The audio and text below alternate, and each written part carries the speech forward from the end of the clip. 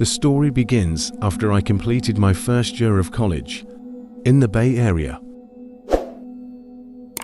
Eager to have an adventurous summer and get out of the house, I joined my best friend and cousin, whom I'll call Michael and Lucas, for various escapades. One of our routine activities was taking walks around my rural neighborhood, which happened to be near an old hospital that used to be the largest trauma unit in the area. The hospital had been abandoned a few years back due to unknown reasons. One day, while enjoying a cold beverage during one of our walks, we strayed from our usual route and stumbled upon a massive parking lot. It turned out to be the old hospital's parking lot, and the decaying banner marked it as the emergency room. Intrigued, we decided to explore further, although we were aware of the potential risks if caught. We ventured inside the hospital through an unlocked door and were met with an eerie silence that filled the space. The floor, covered in glass, made even the tiniest movement sound thunderous. As we cautiously explored, we encountered an abandoned patient room with a bed inside. While peering in from the doorway, we were startled by the faint, drawn-out sound of whistling emanating from around the corner. The unnerving silence of the hospital amplified the eerie whistling, leaving us both frozen in place, unsure of who or what could be causing it. Convinced that there might be a squatter or guard nearby, my cousin gestured for us to leave quietly and avoid making ourselves known. We tiptoed away from the sound and tried to exit through the door we came in from, only to find it stuck. Panic set in. We heard the glass crunching noise approaching. Desperate to escape, we tried another door marked pharmacy. To our astonishment, the room was completely empty except for a single, perfectly placed landline phone that was off the hook and emitting a dial tone. It was an eerie sight, especially given the hospital had no power. Terrified by the inexplicable occurrences, we quickly left the hospital and vowed never to return. Later, we heard from other kids who had visited the place at night and claimed to have heard whistling and sensed lurking figures in the shadows. The entire experience left us feeling unsettled and wary of the mysteries that exist in the world.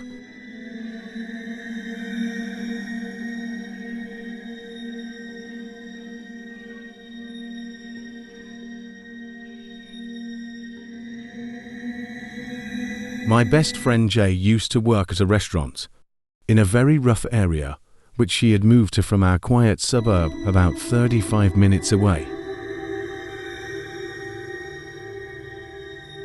At the time, I was 19 and still living with my parents in the suburb, so I didn't have the best street smarts. About 3 years ago, I decided to visit Jay at her workplace, as I had done before, and spent some time chatting with her and her co-workers. Unfortunately, during my visit, I left my wristlet, a small wallet, at the restaurant, which contained my ID and credit cards. Jay later informed me that my wallet was gone, likely taken due to the busy location. However, the next day, I received a text from an unknown person who claimed to have my wallet and wanted to return it. Excited but cautious, I agreed to meet this person without telling my parents about the encounter. The meeting place was an abandoned house in a bad area, not far from the restaurant. Upon arriving, I grew uneasy, realizing the house was boarded up, covered in graffiti, and appeared to be deserted. I texted the person, who directed me to come inside. I hesitated, but used my phone's flashlight and proceeded cautiously.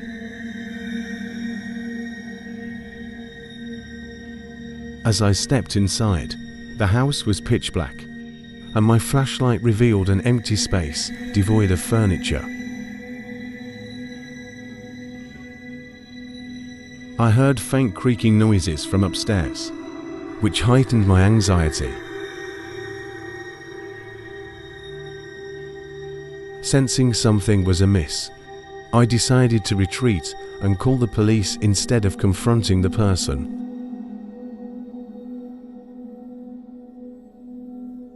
The policemen arrived at the scene and entered the house, while 2 more officers joined them later. They eventually emerged with 2 suspicious-looking, homeless individuals in handcuffs. Although my wallet was found, the money inside had disappeared. Feeling foolish for the risk I took, I drove home without sharing the incident with my parents. Recently, I finally shared the experience with them. I'll never know the true intentions of those individuals, but I now carry a purse as a precautionary measure. The whole situation remains a mystery, and I never received any further messages from that number.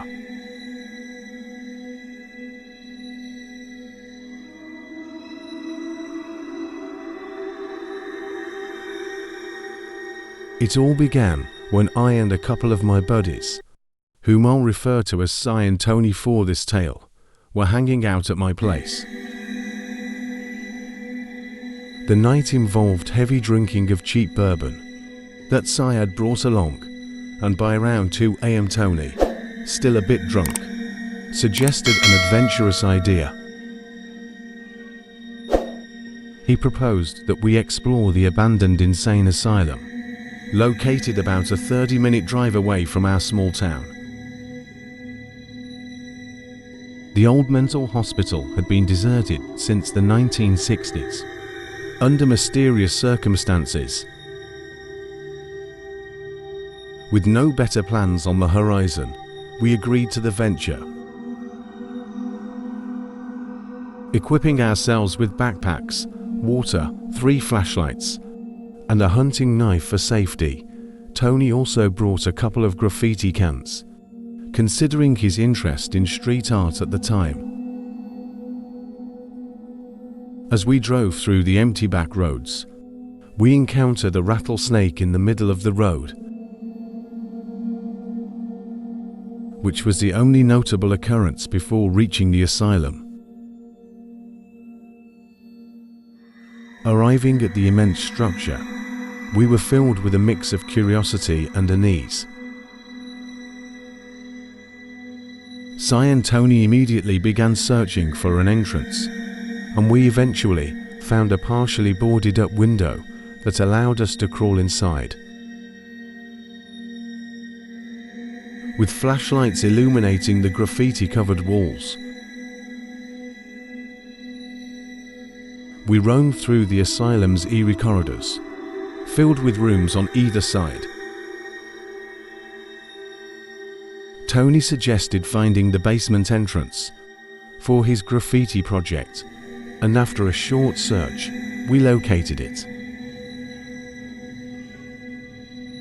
The rusty and creaky stairs led us down to a foul-smelling basement.